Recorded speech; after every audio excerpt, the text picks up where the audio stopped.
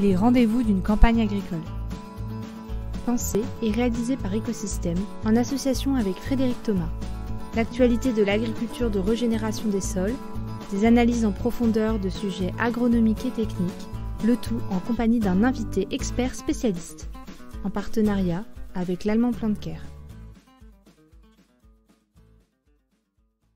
Bonjour à tous, bienvenue dans ce deuxième rendez-vous de la saison 4 des rendez-vous d'une campagne agricole. Alors aujourd'hui, on est de retour en Sologne, sur la ferme de Frédéric. Il fait pas très chaud, on a fait un petit feu de cheminée, on s'est réchauffé. Alors au programme de la journée, on va, comme c'est notre habitude, vous savez, séparer la séquence en trois parties. On va parler un petit peu de l'azote aujourd'hui, c'est l'actualité du jour, le prix de l'azote qui s'envole, tension sur l'azote, même sur les stocks et la disponibilité. On va en parler avec Frédéric. On accueille aussi aujourd'hui Jean-Luc Le Bénézic, qui est un technicien de la coopérative Eureden et qui est un spécialiste de l'agriculture de conservation en élevage. Et on l'a invité pour qu'il nous parle un petit peu justement de la situation de l'élevage en Bretagne et puis quelles sont les pistes de travail dans ces systèmes-là. Et puis sur la dernière partie, on en profitera pour parler tous les trois de l'association base et un petit peu de la recherche-développement dans le monde paysan. Voilà. Frédéric, bonjour. Bonjour Mathieu. Jean-Luc, bonjour. Bonjour Mathieu.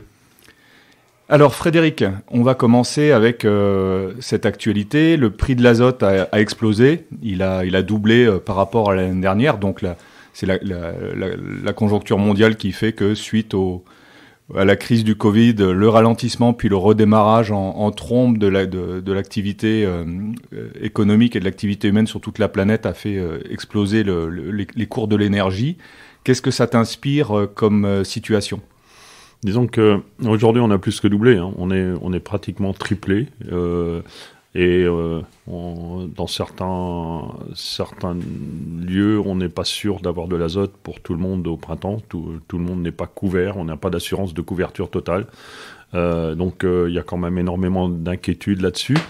C'est vrai qu'on est rentré dans une période déjà depuis une dizaine d'années d'incertitude. On était un peu dans un système yo-yo pour les prix, yo-yo pour le prix des intrants, de grande volatilité. Et là, la volatilité c'est complètement affolé.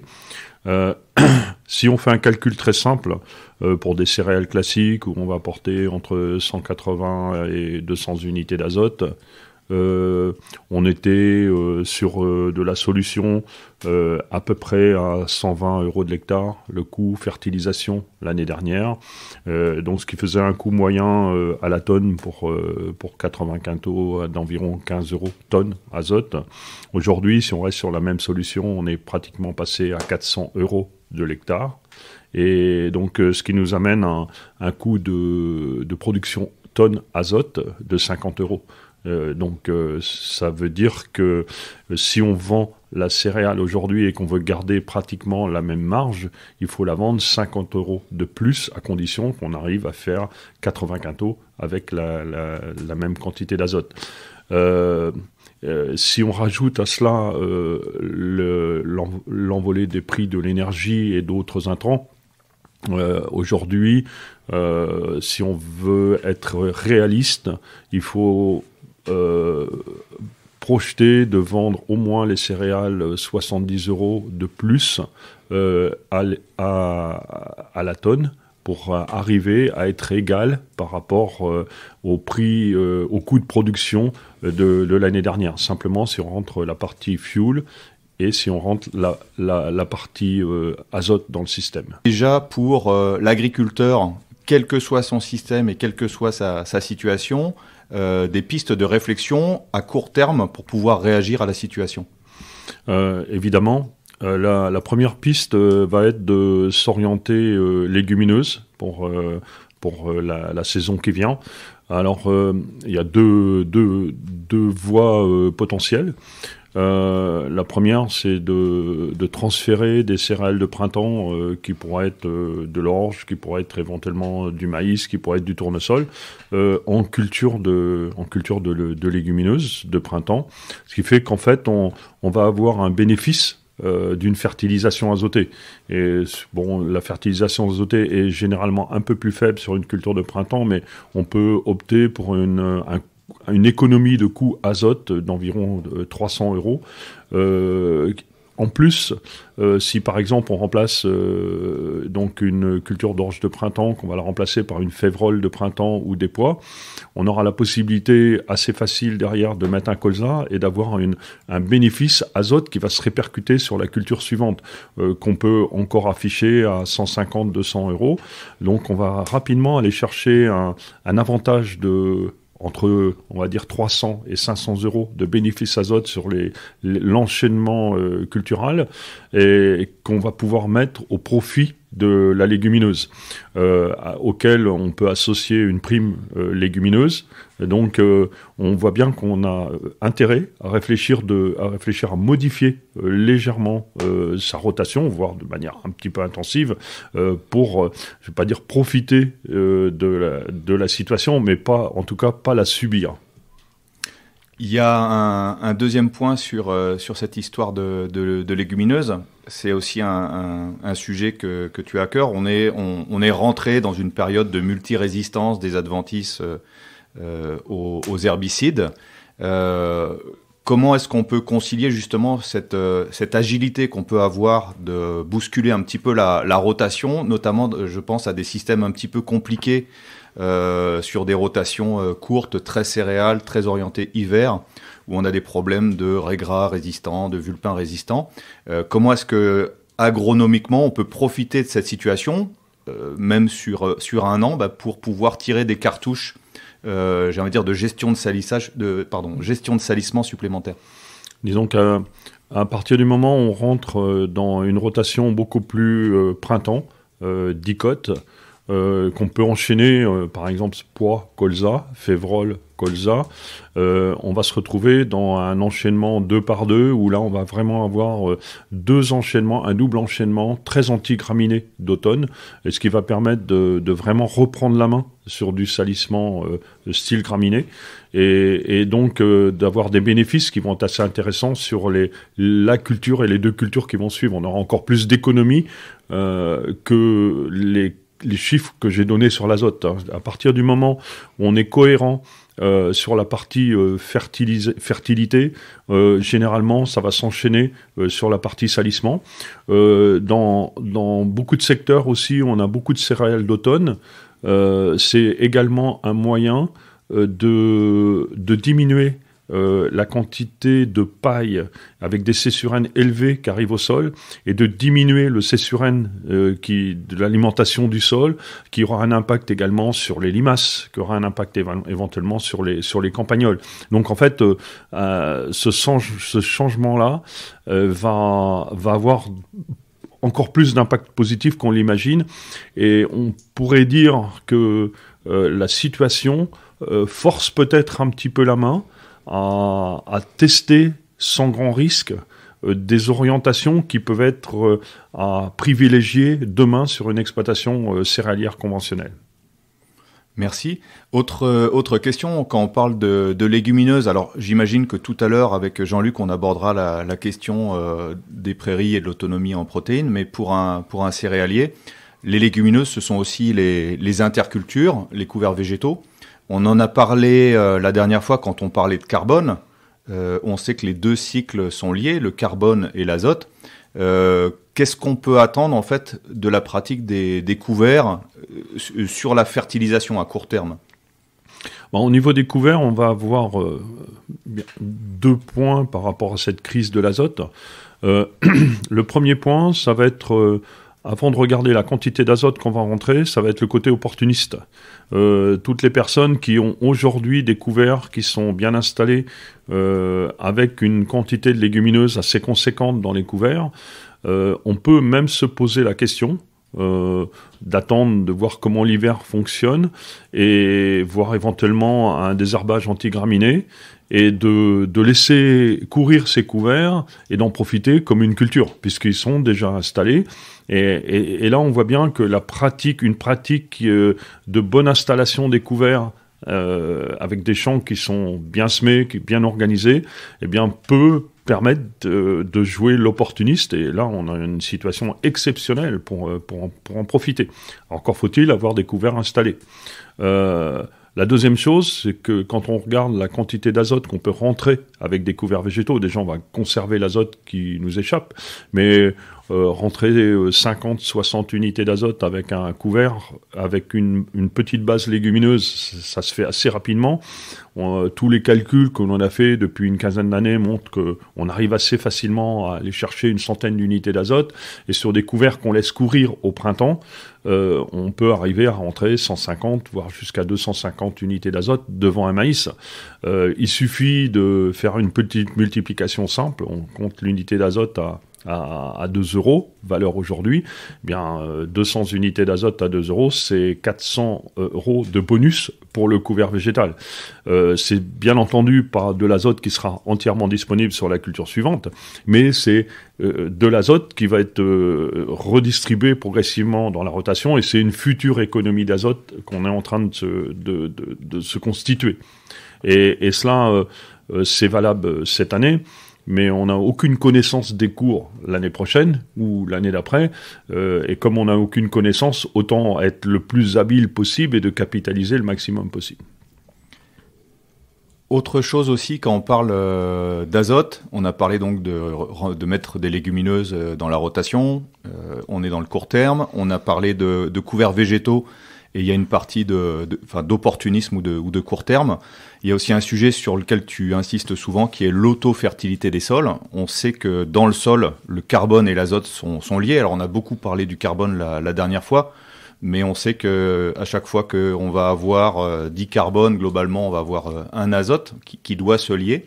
Alors la première question que j'ai envie de dire, quand on est dans des sols qui sont sous-fertiles, et donc des sols qui retrouvent du carbone, régénération des sols, qui retrouvent de la matière organique, est-ce qu'on n'est pas dans une situation tendue sur l'azote?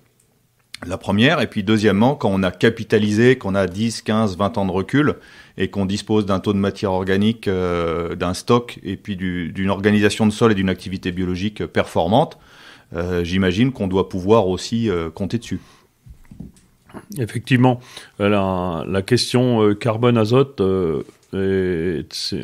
on l'a expliqué la dernière fois avec le rapport de un C sur N de 10, c'est une situation qui peut être très tendue. On l'a d'ailleurs vu un petit peu cette année pour beaucoup d'implantations de couverts végétaux. Souvent les agriculteurs ont tendance à penser que les couverts poussent pas en été parce que c'est sec. Et c'est vrai qu'on sortait de 3 étés relativement secs. Et cette année, qui a été un été humide, en fait, il n'y a pas des super couverts. Et en fait, on s'aperçoit que c'est pas l'humidité, mais c'est plutôt l'azote qui a été prélevé par les pailles, qui a bien été déposé à la surface du sol, qui a mobilisé des quantités d'azote assez conséquentes. Et en fait, on n'a pas autant d'azote qui flue à l'automne, parce qu'on avait beaucoup de paille, et on a eu une décomposition très précoce de ces pailles-là à la surface du sol, donc une préhension d'azote. Donc carbone-azote, c'est bien entendu très lié. C'est sûr que ceux qui sont dans une transition précoce sont plus dans l'accumulation de matière organique et la mobilisation de quantités d'azote. Et donc, quand on dit, et c'est maintenant une vérité assez claire, que pour un point de matière organique, il faut 20 tonnes à 25 tonnes de carbone et qu'il faut accrocher à cela 2 tonnes à 2 tonnes et demie d'azote, ça veut dire que tous les ans, on va être dans une mobilisation de 100 à 150 unités d'azote. Dans la situation que l'on est, c'est vrai que si on doit financer cet azote-là de l'extérieur, ça devient inconcevable. D'où l'intérêt d'avoir une rotation très légumineuse et de mettre beaucoup de légumineuses dans les couverts végétaux. Et dans ces situations-là, il faut absolument être encore plus légumineuse que l'on est. Dans les cols associés, ça permet de rentrer encore 1 tonne à 1 tonne et demie, voire 2 tonnes de légumineuses en plus. À chaque fois qu'on va pouvoir mettre un peu de légumineuses, il va falloir le faire à fond. Après, ceux qui ont du recul, qui ont 10, 15, 20 ans, où on a construit un bon stock organique, eh bien là, on se retrouve avec quasiment un double avantage. Le premier, c'est que si on a un point de matière organique de plus, et je vais être minimaliste, eh bien automatiquement, si on prend un K2 moyen, on va se retrouver avec un apport du sol d'environ 50 unités d'azote en auto-fertilité. Donc ça, c'est déjà un bénéfice. Et sur une année comme cette année, vu les cours, on pourrait se dire on va faire un rendement égal et on n'a pas de difficulté à abaisser de 50 unités d'azote la fertilisation. Et le sol va largement financer cette économie. Donc là, on va pouvoir commencer à avoir un bon intérêt du travail que l'on a pu faire. Et puis, l'impact et je dirais le retour d'un couvert va être presque supérieur puisque la mobilisation est pas aussi forte. Donc en fait, si on a des bons couverts avec encore une proportion de légumineuses intéressante, eh bien le couvert va plus facilement donner une proportion importante de son azote sur la culture suivante. Donc là, on va avoir des économies intéressantes. Ça peut même aller plus loin.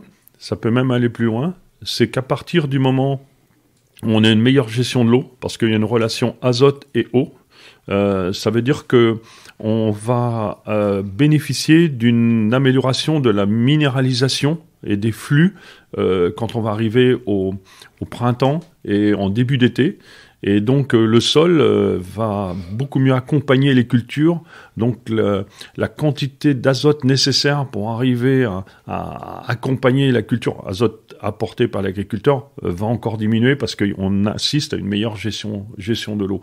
Donc si on fait la somme d'une fourniture de sol supérieure grâce à l'autofertilité, une meilleure retour des couverts parce qu'on n'est pas un système sous azote qui est en train de monter fort en carbone, et une amélioration de la gestion de l'eau, bien les gens qui ont du recul en agriculture de conservation aujourd'hui vont vraiment avoir un retour sur investissement qui est assez fort avec cette montée importante des intrants. Merci Frédéric. Alors il est temps de passer à notre invité, Jean-Luc. Jean-Luc, je vais te laisser te présenter.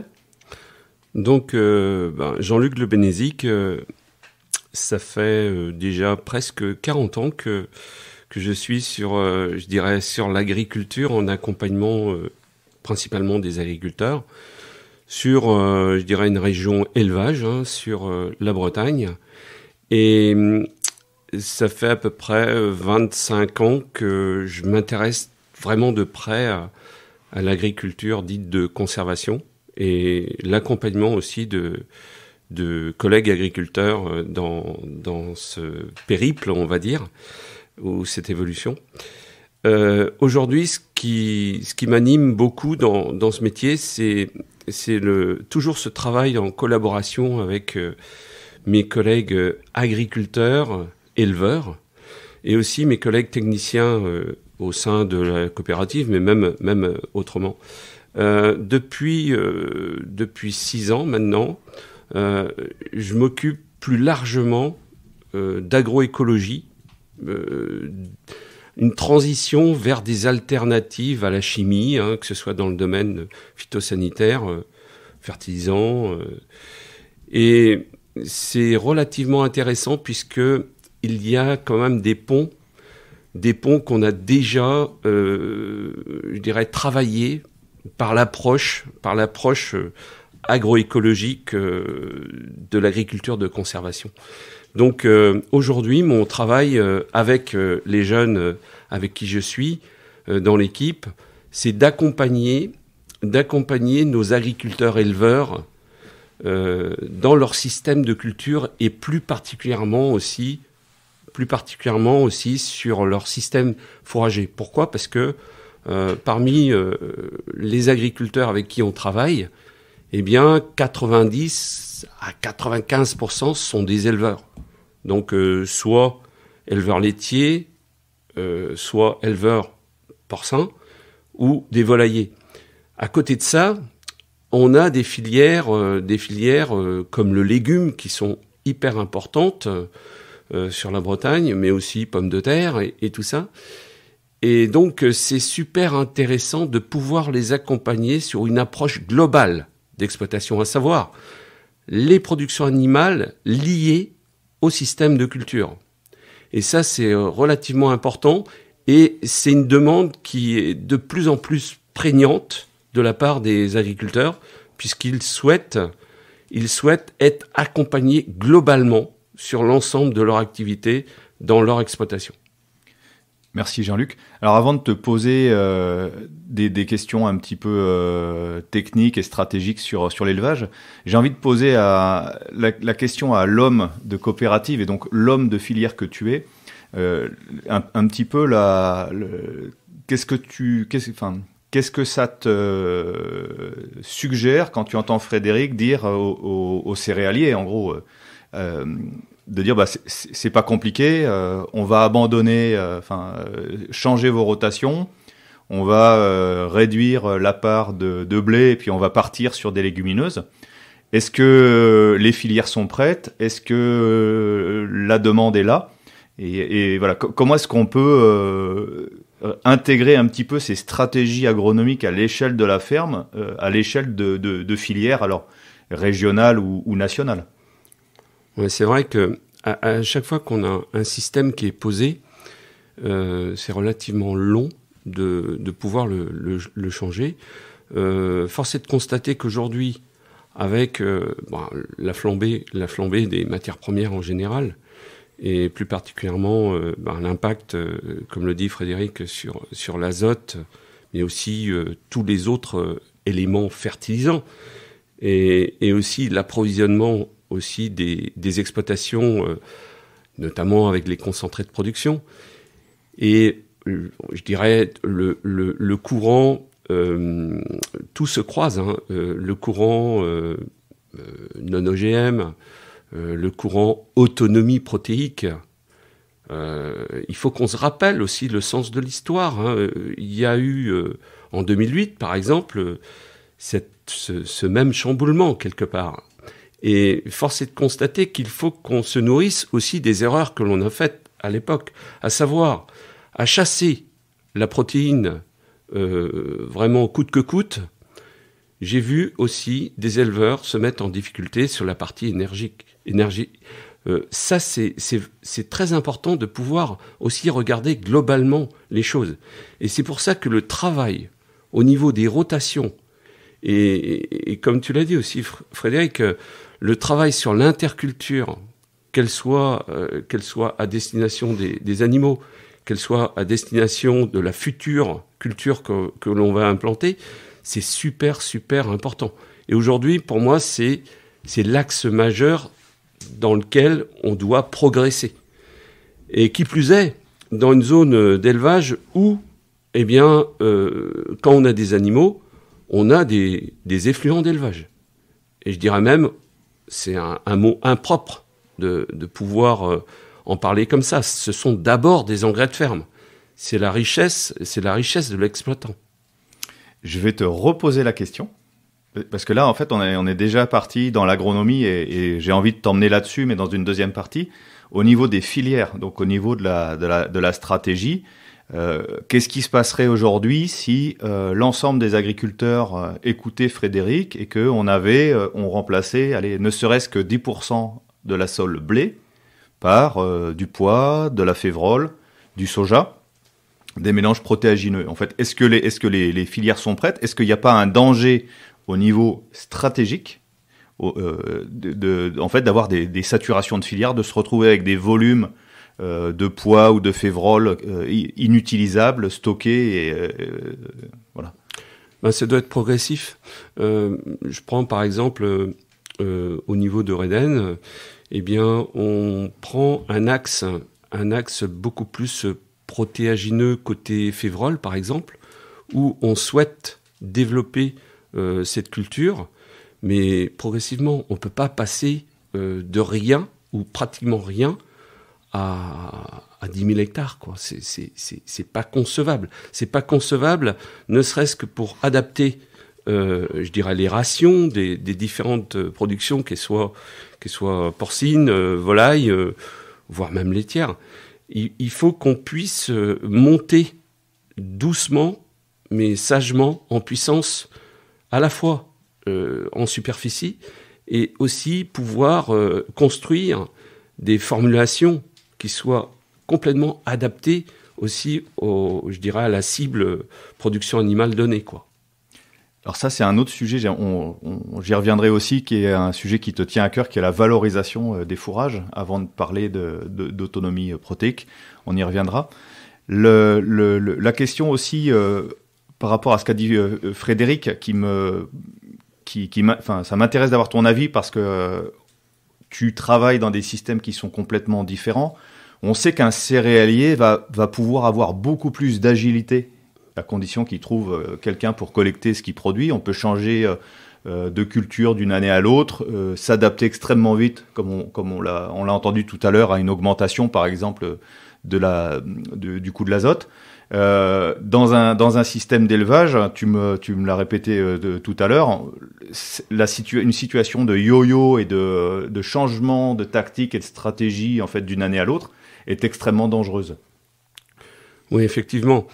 Et si on s'appuie vraiment sur les données économiques des agriculteurs, éleveurs, eh bien, on s'aperçoit rapidement d'une chose, c'est que de toute façon, nous sommes condamnés, c'est un vilain mot aujourd'hui, à l'intensification des cultures, qu'elles soient à destination animale, qu'elles soient à destination culture de vente.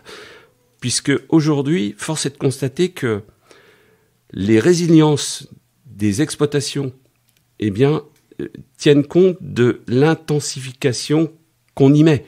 Je m'explique. Prenons n'importe quel atelier animal, qu'il soit lait, porc ou volaille. Eh bien, force est de constater que si cet éleveur choisit de fabriquer à la ferme ses propres aliments pour ses animaux, eh bien, il va peut-être produire, je dirais, un certain pourcentage de cet aliment-là pour ses troupeaux.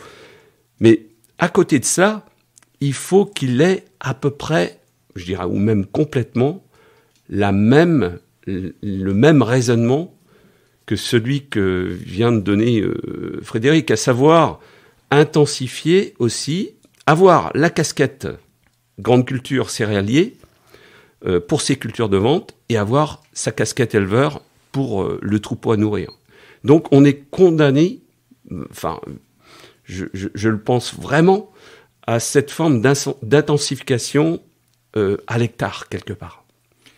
Alors, juste pour aller plus loin et rebondir sur ce que tu viens de dire, toi, tu parles d'intensification. Est-ce qu'on ne pourrait pas parler d'efficacité ? C'est-à-dire de pouvoir produire en fait le maximum toute l'année au moindre coût, et qui se traduit en conséquence par un moindre coût pour l'environnement aussi. Ça, c'est la première chose. Et quand tu parles d'intensification ou d'efficacité, c'est aussi cette histoire de valorisation.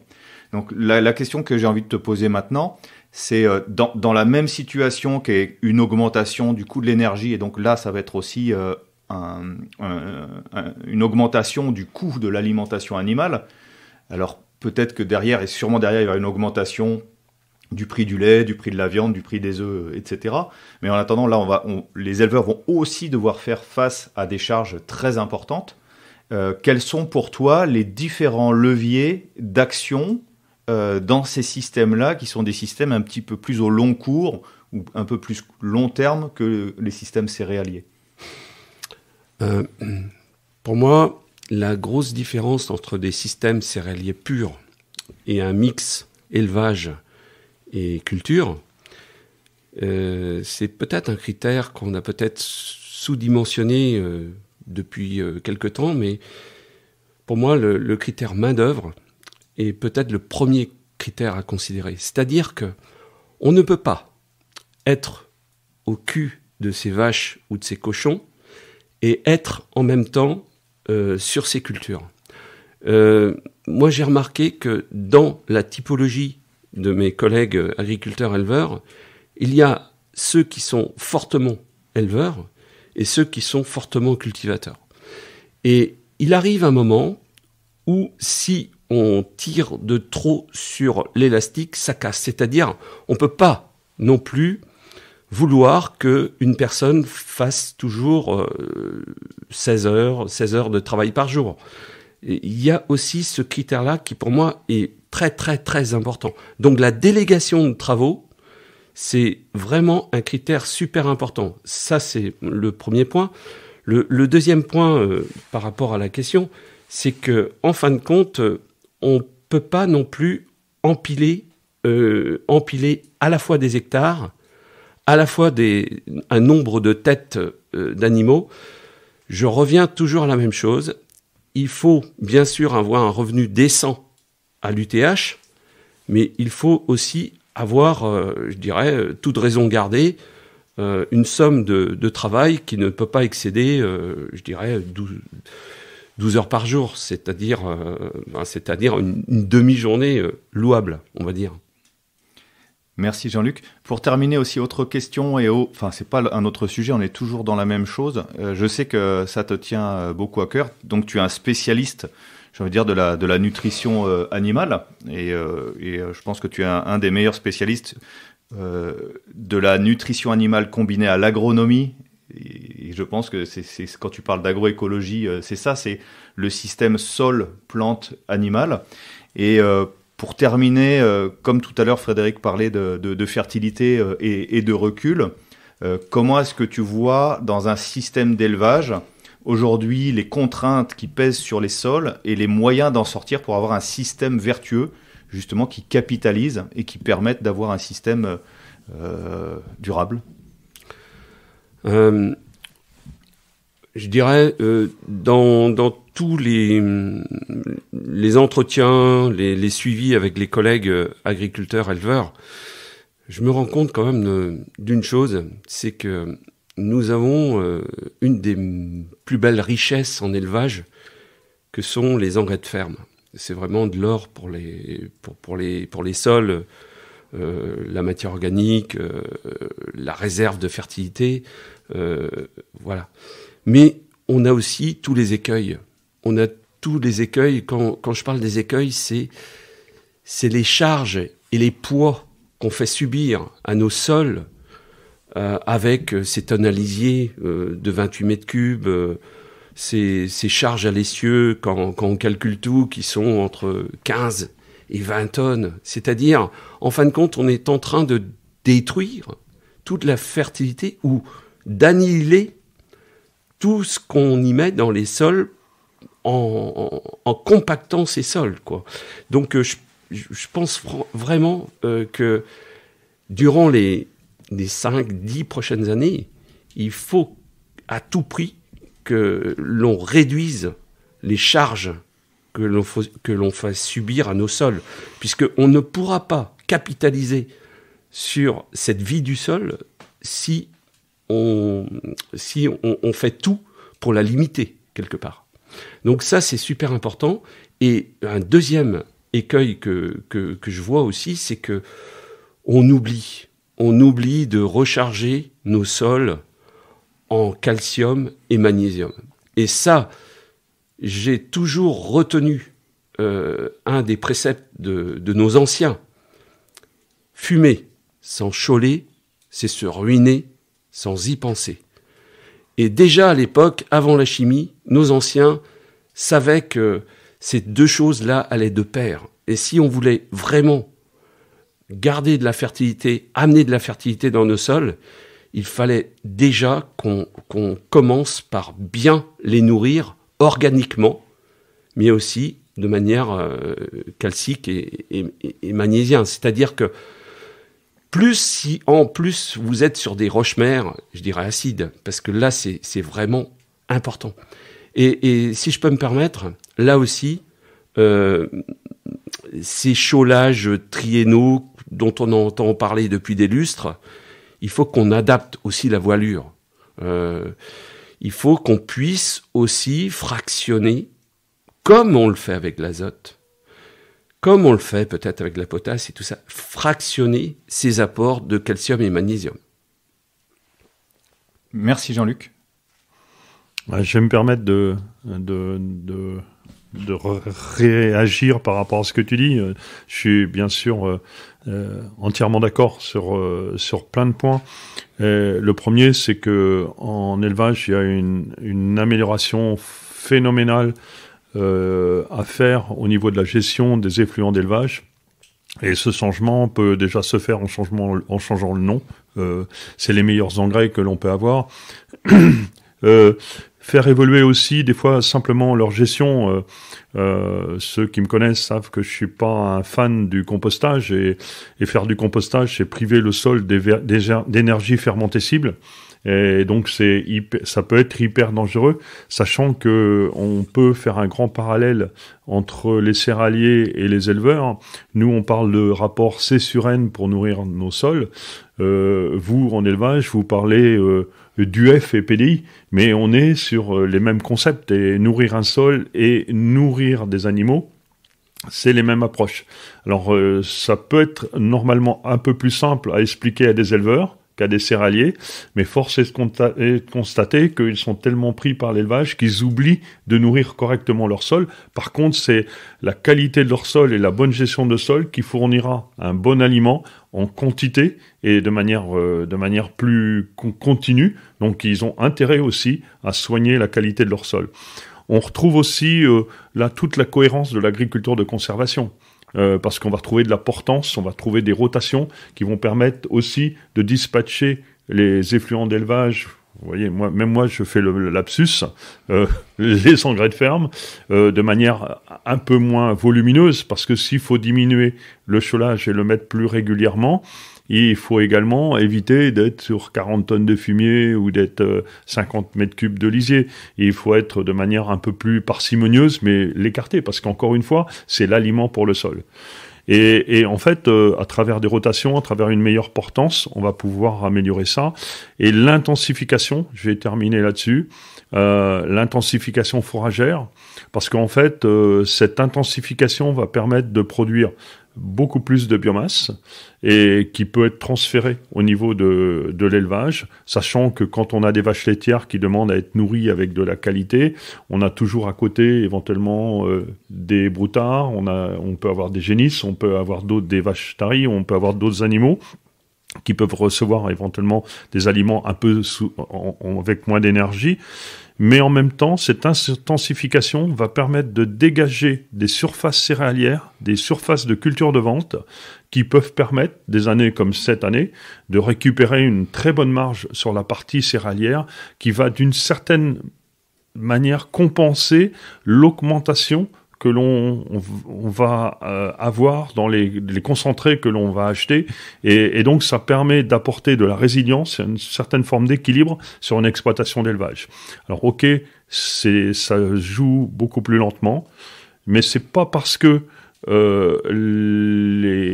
on doit être attentif à conserver une qualité et une quantité d'alimentation régulière à l'année qu'il faut pas modifier progressivement les itinéraires et le mode de produire et d'alimenter son troupeau pour anticiper l'avenir. Alors maintenant, on va changer de casquette, en tout cas Frédéric et puis Jean-Luc, parce que vous êtes aussi accessoirement des membres fondateurs de l'association Base. Alors ça dit peut-être pas grand-chose à nos plus jeunes auditeurs, mais l'association Bretagne Agriculture Sol et Environnement, qui a pas loin de 25 ans, j'imagine, vous allez nous expliquer ça, a été un petit peu le moteur sur les 15 premières années du développement technique de l'agroécologie, qui fait que la France est devenue un pays de référence au niveau mondial sur les stratégies agronomiques de ce type-là. Ça, c'est quelque chose qui est intéressant de comprendre. Aujourd'hui, on voit les instituts de recherche, l'INRA qui a changé de nom et qui a rajouté l'écologie à l'agronomie. On voit les instituts techniques qui se sont emparés très brillamment d'ailleurs des sujets comme les couverts végétaux, la réduction du travail du sol, la biodiversité et le carbone, voilà, tous ces sujets-là. Mais il n'en a pas toujours été ainsi et j'aimerais qu'on revienne avec vous deux sur ces 25 ans passés à ce que je pourrais appeler un réseau de recherche paysanne. Frédéric, tu peux donner un petit peu pourquoi est-ce que BASE a émergé, pourquoi elle a eu ce succès-là? Disons que si on refait un petit peu d'histoire, au début des années 70, on a démarré un peu de simplification du travail du sol par contrainte, parce que dans les régions céréalières, on avait démarré quand même pas mal de maïs, et on s'est retrouvé avec des semis de maïs à faire dans des conditions un peu compliquées à l'automne, où les labours n'étaient pas possibles, et on a commencé à travailler de manière simplifiée. C'était un peu ce qui a démarré, par exemple, il y a une 50aine d'années, les premiers... Tu veux dire des semis de blé derrière du maïs? Des semis de blé derrière maïs, qui a démarré les essais longue durée à Boigneville, par exemple. Ensuite, pas mal, quelques agriculteurs pionniers avaient bien intégré que le travail du sol était coûteux, que le travail du sol était un peu, disons, déstructurant, pouvait être vecteur d'érosion. Ça, c'était bien montré aux États-Unis. Donc, sur l'ensemble du territoire, il y a eu quelques pionniers, éclaireurs, qui avaient démarré chacun un peu de leur côté, de manière isolée. Et quand on arrivait à la milieu des années 90, fin des années 90, eh bien, avec la pression de la PAC et la diminution progressive du prix des céréales, beaucoup de gens ont cherché à minimiser les coûts. Et donc là, il y a eu un peu d'envolée vers la simplification du travail du sol à l'époque. Et donc, des tentatives, mais c'était chacun un petit peu dans son coin. Et à cette époque-là, eh bien... des agriculteurs, des techniciens, éventuellement des chercheurs ont commencé à se rencontrer, et c'est là qu'a démarré à notre niveau en Bretagne BASE, à travers quelques rencontres. Et entre autres, on avait fait connaissance avec Jean-Luc en 96 lors d'une réunion à Paris sur ces sujets-là, qui était organisée par la PAD. Et en fait, on avait une grande motivation, énormément d'attentes.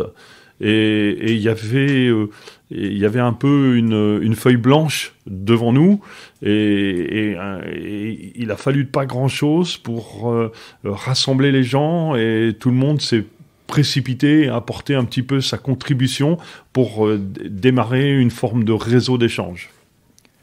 Alors la deuxième question que je peux poser à Jean-Luc, parce que Frédéric, à l'époque, tu n'étais pas agriculteur. Tu faisais du conseil, machinisme, tu as été aussi vendeur de matériel spécialisé en TCS. Jean-Luc, toi, tu étais dans une structure coopérative déjà à l'époque, tu faisais du conseil. Qu'est-ce qui manquait dans le paysage breton de l'époque, mais j'imagine que c'était le paysage français, qu'est-ce qui manquait pour que vous ayez en fait la volonté de monter cette association de briques et de broc? Déjà, à l'époque, c'était l'agronomie, tout simplement. Il y avait des entrées uniquement machines sur on apprend toujours de ces échecs, mais là, je me rappelle dans les années, on va dire 80, 85, déjà des tentatives semi-direct ou TCS avaient eu lieu, mais les gens, en fin de compte, étaient axés machine.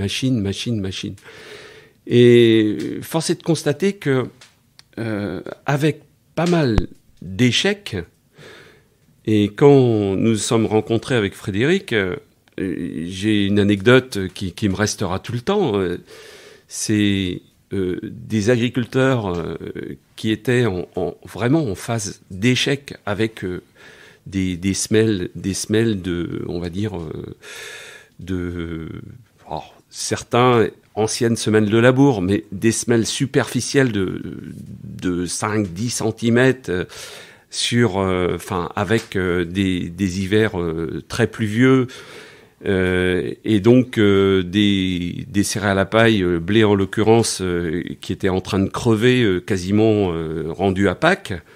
on a été faire le constat avec Frédéric et on s'est aperçu que là, il manquait des plantes. C'est-à-dire que ça a fait tilt dans nos têtes. On s'est dit, il faut couvrir les sols, il faut les protéger, il faut amener de la vie du sol et de fil en aiguille. Eh bien, on s'est dit, bon, allez, on repart des fondamentaux agronomiques. Il faut qu'on réinstaure des filets de sécurité pour les gens qui veulent changer de pratique. Donc en fait, on va dire il y a une demande d'agronomie et sans doute pas satisfaite sur le terrain, si je comprends bien. Une volonté en fait ou un déclic sur la couverture des sols. Quelle a été la première étape, par exemple, pour définir ce que sont devenus les biomax, c'est-à-dire ces mélanges de couverture d'interculture, semés tôt en mélange avec des légumineuses, etc. Donc il y a eu plusieurs étapes, mais comme Jean-Luc le disait, les couverts végétaux ont vraiment été une première grosse bascule, mais une bascule agronomique, mais aussi une bascule psychologique et une bascule fédératrice. Parce qu'en fait, avant, on était dans le non-travail du sol, comme le terme qui est resté chez les anglo-saxons, no-till. À partir du moment où on a mis les couverts, c'était vraiment insérer quelque chose de positif, de complètement innovateur dans le système. Ça nous a obligés à réfléchir végétal, à réfléchir production de biomasse, réfléchir sol, réfléchir alimentation du sol, réfléchir vers de terre, ouvrir des profils. Et là, ça a complètement bouleversé l'affaire. Mais j'entends bien, tu dis bouleversé. Où est-ce que vous êtes allé chercher en fait la ressource ? À qui vous vous êtes adressé pour pouvoir avancer ? Déjà à nous-mêmes, on a déjà été chercher des plantes, des graines qu'on a trouvées. On a commencé à mettre en place des plateformes pour comparer les plantes, essayer de trouver le meilleur végétal. Et en fait, quand tu parles de relations avec la recherche, avec les institutions agronomiques, on était complètement dans quelque chose de nouveau, puisque à l'époque, les couverts étaient vus comme des scippants pour piéger des nitrates. Donc on était sur de la moutarde, sur de l'avoine pour éviter d'avoir des nitrates dans l'eau, alors que nous, on avait une recherche agronomique, et ça renversait la vapeur. Et après, on a commencé à rentrer tout un panel de nouvelles plantes. Et puis, les biomax sont arrivés, il y a plein de choses qui sont arrivées presque par accident, parce qu'on a mis les mains dans le cambouis. On se retrouvait toujours avec des sacs de graines qu'on mettait des belles plateformes. Et puis après, ces sacs de graines, on en fait quoi ? À la fin, on les mélange et puis on les sème dans le tour du champ pour s'en débarrasser intelligemment. Et puis, sur plusieurs années, on a fini par constater que c'était toujours les mélanges qui donnaient les meilleurs couverts. Donc, au bout d'un moment, on a presque arrêté les plateformes pour voir les plantes, puis on s'est dit, on sème ça, et le nom Biomax est venu de lui-même. Autre chose, parce que je pense qu'il faut que ça soit dit, le discours que vous tenez, c'est pas de dire, en fait, le progrès agronomique, il n'est venu que par les paysans, parce qu'on s'est organisé, etc. Ce que tu me disais, Jean-Luc, c'est ce que tu ressentais lors de ces réunions de bout de champ, de ces événements qui étaient organisés vraiment au dernier moment avec très peu de moyens, c'est que tout le monde, tous les participants se sentaient sur un pied d'égalité et qu'il y avait des agriculteurs, il y avait des techniciens comme toi, il y avait des universitaires, il y avait des chercheurs déjà, mais tout le monde se parlait d'égal à égal. Oui, ça a été une quasi-révolution. Il faut pas oublier quand même que le technicien dans les années 70-80 était quasiment, je dirais, le prescripteur. Tu vas faire ça comme ça, tu vas appliquer telle solution, enfin tel programme, et tout. Il y avait une notion pratiquement de hiérarchie sur les modes opératoires. Et là, c'était vraiment génial. C'est-à-dire que durant toutes ces années où on a un peu lancé la machine, je me rappelle des samedis matins, samedis après-midi, Frédéric, parce que durant la semaine, on n'avait pas le temps. Quand on faisait des journées à droite à gauche, il y avait cette émulation entre agriculteurs, techniciens, chercheurs. Tout le monde essayait de faire avancer le schmilblick, quoi. Et ça, c'était vraiment extraordinaire. Et ça nous a donné envie, avec Frédéric et 2 collègues, de monter cette association base dans les années 99-2000. Il y a eu tout ce mouvement autour de Base, qui était un mouvement que moi j'ai connu au début des années 2000 et qui a été extrêmement dynamique, j'ai envie de dire, jusqu'à peu près en 2015. Depuis, on a vu un passage de relais sur d'autres associations, les instituts techniques, l'État aussi, le gouvernement qui s'est vraiment emparé du sujet, avec notamment Stéphane Le Foll, qui a vraiment sorti l'agriculture de conservation du bois. Aujourd'hui, on voit un engouement pour la régénération des sols partout sur la planète. Donc on sort d'une certaine manière de cette ère de pionnier qui a été passionnante. Et pour terminer, j'aimerais avoir votre avis sur aujourd'hui, comment au sein du monde agricole, donc dans les filières, dans les relations qu'on peut avoir avec les chambres, avec les instituts techniques, quelle est la place de cette recherche paysanne et comment elle peut produire ou continuer à produire quelque chose de fécond? Disons qu'au départ, il y a eu un peu une scission. On a même eu, je dirais, peut-être quelques frictions, parce que c'est sûr que lorsqu'on a été chercher des connaissances sur la planète, et en fait, Base était le moyen entre nous de se cotiser pour aller chercher des Nord-Américains, des Sud-Américains, des Australiens. En fait, quand on voyait quelqu'un qui pouvait avoir des compétences à nous apporter, bien on les faisait venir. On essayait du Québec avec Odette Ménard. J'aimerais bien citer Ademir Cagliari du Brésil qui est venu plusieurs fois nous apporter pas mal d'informations. C'est sûr que ça crée une certaine friction vis-à-vis de l'establishment agricole local. Aujourd'hui, et comme tu le disais, grâce à Stéphane Le Foll, grâce à un petit peu tout ce qui s'est mis en marche, hein. On peut citer aussi Terra Innovia qui a bien intégré les colzas associés et qui nous a même aidés dans la mise en place des colzas associés. On arrive à une période extrêmement intéressante où en fait on s'aperçoit que la réussite de l'agriculture et de ce changement vers l'agroécologie viendra d'une coopération entre des gens qui ont des connaissances, une connaissance importante de la technique, de l'agronomie, mais qui s'associent dans la mise en place par les agriculteurs. Oui, complètement d'accord, Frédéric. Moi, je pense que demain, plus qu'aujourd'hui, l'ère est au partenariat. C'est vraiment évident. Il faut vraiment s'accorder, puisqu'il y a plein de points d'accroche. J'en veux pour preuve sur la filière légumes, pommes de terre et tout ça. C'est super important.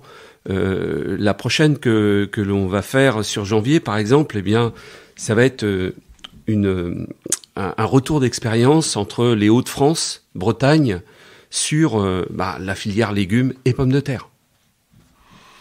Et pour conclure sur ta remarque, Mathieu, de la position de la France, en fait, comme on a su, à travers ces associations-là, faire vraiment un travail de fond, qu'on a accepté cette collaboration et le retour de bons échanges avec la recherche à tous les niveaux, et que aujourd'hui en France, une partie des fermes sont considérées comme des vrais laboratoires, et c'est en train de se multiplier, ce travail-là. Ça positionne, comme tu l'as dit, à juste titre, l'agriculture française comme un leader dans le développement des solutions agroécologiques. Et en fait, on n'est pas en train de d'essayer de construire le futur. Il y a énormément de solutions qui sont déjà en place, qui demandent qu'à être en fait transférées et mises à grande échelle, tout en continuant d'alimenter ce laboratoire pour qu'il continue à produire d'autres solutions nouvelles qui pourront continuer à inonder le reste de l'agriculture. Et ça a été possible parce qu'on a eu ces associations-là, on a créé ces relations avec les connaissances, et aussi parce que l'agriculture française était restée une agriculture paysanne, avec des agriculteurs sur des petites exploitations qu'ils possèdent, comparées à l'échelle mondiale, et qui sont très connectés à leur sol, qui est aussi leur patrimoine, mais c'est eux qui sont dans les tracteurs et qui font le travail, c'est aussi eux qui récoltent, et en fait, d'être paysan au sens propre du terme a fait que, en fait, tous ces ingrédients ont pu émerger au niveau français et font qu'aujourd'hui, beaucoup de pays nous regardent en se disant « Mais qu'est-ce qui se passe en France ? Vous avez vraiment réussi quelque chose de génial. » Merci Frédéric, merci Jean-Luc, ce sera le mot de la fin. Comme d'habitude, on est toujours beaucoup trop long, mais bon, moi je trouve ça passionnant. Faites-nous savoir si c'est trop court, trop long. Pour le prochain rendez-vous, qu'on devrait tourner d'ici le mois de décembre, on recevra Olivier Corr. Donc, si vous avez été attentif, vous avez vu qu'il y a eu une inversion. On devait le recevoir cette fois-ci, et puis il est parti sous les tropiques. Alors, on le questionnera là-dessus. C'est quelqu'un qui a beaucoup bourlingué, qui connaît bien le Canada, qui connaît bien l'Amérique du Sud. Je pense qu'on en traitera la fois prochaine. Et merci également à notre partenaire, l'Allemand Plantcare. On vous souhaite une très bonne année agricole, que les difficultés qui s'annoncent servent à tous à rebondir. À bientôt. Merci Mathieu d'être venu me rendre visite en Sologne. Tu es le bienvenu et n'hésite pas à revenir, et à bientôt pour tout le monde. Merci Mathieu, merci Fred. C'était un honneur d'être sur la ferme de Fred aujourd'hui. Qui plus est, juste à la gelée du matin, c'était vraiment génial.